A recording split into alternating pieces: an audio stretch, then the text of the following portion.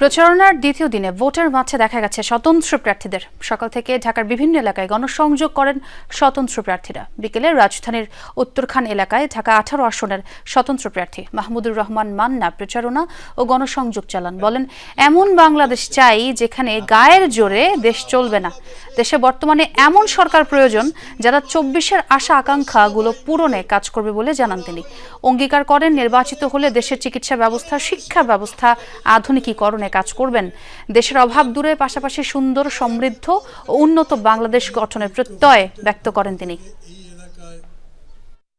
একটা যাত্রা আজ থেকে শুরু করতে চাই, বাংলাদেশ বদলে দেওয়ার একটা দিন আজ শুরু করতে চাই, যা নতুন দিনকে ডেকে নিয়ে আসবে। একটা মানুষ আমরা নতুন তৈরি করতে চাই, আগামী দিনে যাতে আরো সৎ মানুষ তৈরি করতে পারি। আমরা একটা সুন্দর বাংলাদেশ চাই, একটা বাগানের মতো বাংলাদেশ চাই, একটা স্বপ্নের বাংলাদেশ চাই। নতুন ব্লেন্ডে আরো রিচ অ্যারোমায় সেলন ফ্যামিলি ব্লেন্ড টে। এদিকে সকালে ঢাকা 9 আসনের স্বতন্ত্র প্রার্থী তাসনিম জারা প্রচারণা ও গণসংযোগে নামেন। এ সময় তিনি খিলগাঁও, সবুজবাগ এলাকার বেশ কিছু মন্দিরে গিয়ে গণসংযোগ করেন। ভোটারদের সাথে সৌহার্দ্য বিনিময় সহ নানা ধরনের প্রতিশ্রুতিও দেন তিনি। এ সময় স্থানীয় সামাজিক অনুষ্ঠানেও যোগ দিতে দেখা যায় তাকে। আনুষ্ঠানিক বক্তব্যে সকলের সহযোগিতা চেয়েছেন তাসনিম জারা। এদিকে ঢাকা 18 আসনের স্বতন্ত্র প্রার্থী মহিউদ্দিন রনিও গণসংযোগ শুরু করেন সকাল থেকেই। তুরাগ ও উত্তরার বেশ কিছু এলাকায় ভোটারদের দ্বারে দ্বারে যান তিনি। জুম্মার নামাজের পরে মসজিদে মুসল্লিদের সাথে গণসংযোগও করেন মহিউদ্দিন রনি। নির্বাচিত হলে সাধারণ মানুষের অধিকার প্রতিষ্ঠায় কাজ করবেন তিনি। চিকিৎসা আমি শুধু আমার রোগীদেরই নিশ্চিত করতে পারি ডাক্তার হিসেবে, কিন্তু সবার স্বাস্থ্যের অধিকার, শিক্ষার অধিকার, কথা বলার অধিকার যাতে কেউ কেড়ে না নেয়, সেটার জন্য আসলে রাজনৈতিক সদিচ্ছার বিকল্প থাকে না। সেজন্যই আসা। আর আমাদের এলাকার সমস্যাগুলো নিয়েও আন্তরিকতার সাথে কাজ করব। আমার জন্য দোয়া রাখবেন। যতটুকু নাগরিক অধিকার আছে তাদের, সেখানে যেখানে তারা আটকাবে, যে সকল আইনের কারণে আটকাবে, সেই আইনগুলো আগে বাতিল করব। তারপর হচ্ছে যেখানে মনে হবে যে এই আইন ব্যবসায়ীদের, এই আইন হচ্ছে অমুক সিন্ডিকেটের, অমুক দুর্নীতিবাজদের, ওই আইন আগে বাতিল করব। তারপর হচ্ছে জনগণের আইন হচ্ছে সংসদে গিয়ে স্টাবলিশ করব। তানভীর সিদ্দিক টিপু, যমুনা নিউজ, ঢাকা।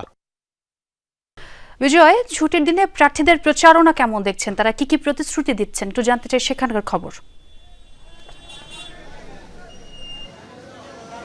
ছোঁয়া ছুটির দিনে কিন্তু আজকে প্রচারণা বেশ আমরা লক্ষ্য করতে পারছি, যেহেতু গতকালকে থেকে অফিসিয়ালি প্রচারণা শুরু হয়েছে। অনেক দল আজকে থেকে প্রচারণা শুরু করেছে।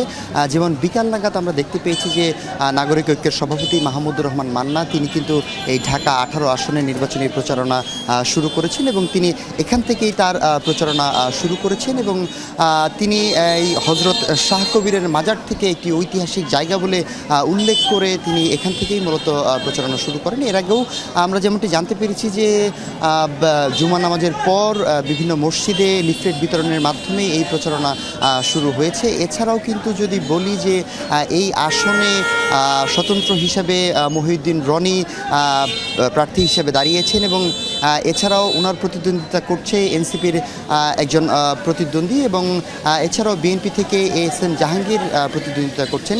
তবে আমি এই এলাকায় এসে যেমনটি আসলে দেখতে পাচ্ছি যে বিভিন্ন দলের মিছিল, মিটিং, বিভিন্ন ধরনের সভা আমরা দেখতে পাচ্ছি, সেখানে তারা নির্বাচনী বার্তা দিচ্ছেন এবং নির্বাচনী প্রচারণা করছেন এবং দেশের আসলে যে সকল মানুষ, যে সকল প্রার্থীরা আসলে দেশের জন্য কাজ করবে, দেশের মানুষের জন্য কাজ করবে এবং বাংলাদেশ বদলাতে কাজ করবে, এমন মানুষকে কিন্তু আসলে ভোট দেওয়ার প্রার্থনা করছেন তারা এবং ভোট চাইছেন তাদের কাছ থেকে মূলত।